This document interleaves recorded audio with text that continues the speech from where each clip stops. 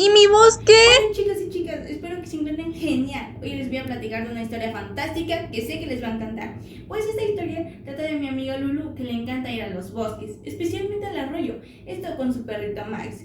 Un día se dio cuenta de que el arroyo se estaba secando poco a poco, además de que las plantas y algunos árboles estaban teniendo hojas amarillas en vez de verdes, sanas y fuertes. Me dijo, oye Tati, ¿tú sabes qué está pasando con estas cosas? Yo le dije, amiga, es sobre el cambio climático. Y se quedó con cara de, ¿qué?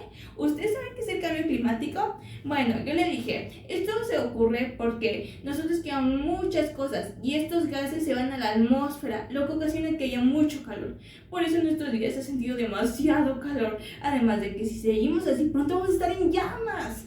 ¿Se lo imaginan? No, tenemos que parar esto. Mi amigo Lulu dijo, no me voy a quedar de brazos cruzados. Entonces yo le quise decir, ¿pero qué vas a hacer? Pero no me quiso decir. Un día fui a espiarla. No hagan eso, chicos. Entonces me di cuenta de que estaba sembrando árboles y varias plantitas, además de que con la basura orgánica la usaba para composta.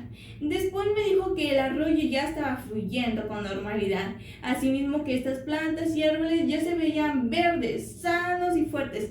Así que mi amiga Lulu me dijo que aunque seamos pequeños, nosotros podemos hacer la diferencia, así que los acompaño a hacer esta diferencia. Bye.